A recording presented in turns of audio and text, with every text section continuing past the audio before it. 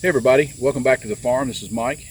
Today we are actually going to be looking at a pile of oak that we split up last weekend. Me and a friend of mine used the Wolf Ridge Pro 28C compact commercial splitter and the FC24 conveyor.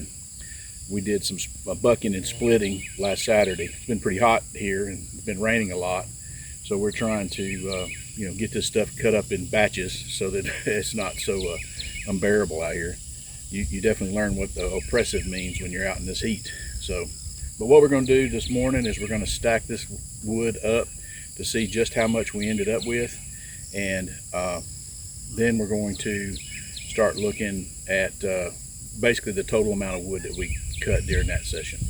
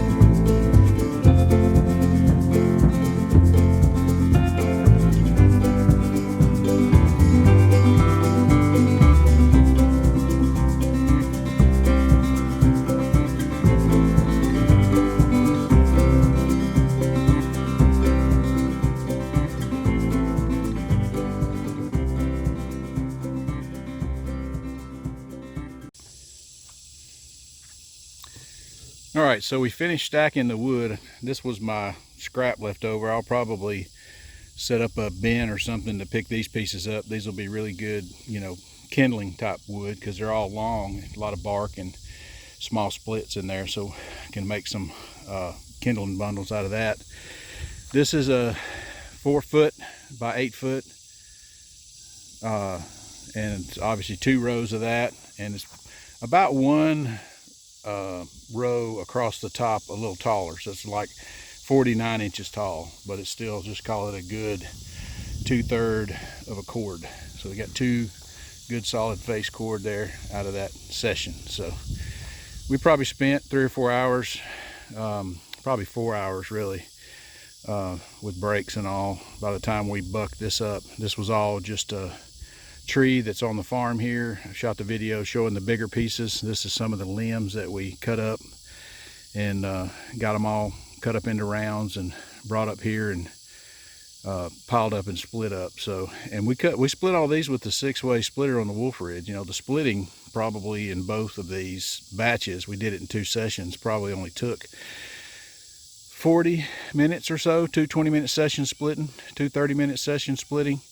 So we're still pushing right at a quarter an hour of pre-cut wood, but that was kind of the exercise here, was to see how much prep had to be done, in order to get the wood to the splitter in order to actually split it. So there's quite a bit of work that goes into getting the rounds to the splitter. So, you look at that and you weigh the time that you have invested in that versus having somebody bring you the rounds already split up. So there was 2 people working with this, and again, we took, our time. We weren't in no rush, but we were working, at a fair pace, and we did, total session was about 5.5 hours, but we did stop for lunch in there. So, but I'm figuring I'm still pushing about a quarter an hour, I think, through the machine is pretty reasonable with 2 people.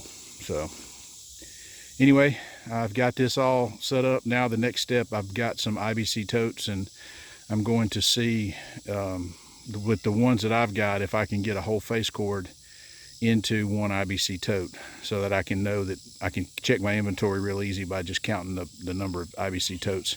I thought that was pretty good. So for $10 a pop. So I've reserved the next 20 that he gets, so I'm gonna try to get probably 40 or 50 of those and see what that looks like inventory wise. Another thing I did while I was stacking this wood is I went ahead as I came through the stack and had wood that didn't have any bark on it. I went ahead and separated that wood into a separate pile. And what I'm going to do with that, so I've got basically along the top of both of these stacks, I've got all wood that doesn't have bark on it. I'm going to take the wood that doesn't have bark on it and put it in its own tote and cure it by itself, so I know that that'll be clean wood.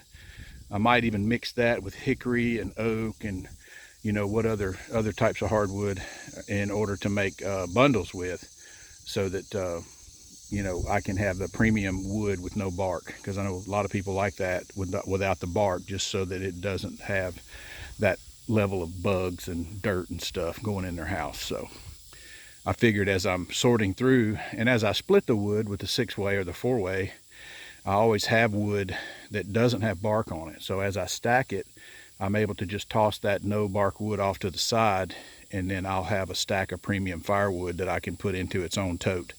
And over time, that'll be, the high-end wood that I can sell in bundles. Anyway, guys, again, this is Mike with Practical Metal. We're playing around out here with some firewood. This is all oak, by the way, and that stack over there is the hickory that I messed around with a few weeks ago. So I really got to get this stuff off the ground. I don't like it being on the ground. Here in the South, for some reason, anytime you put a piece of wood on the ground, the fire ants move in on it. And I got, matter of fact, got quite a bit of fire ants to deal with. So I'm hoping once I get it up off the ground, that will eliminate the issue with the fire ants.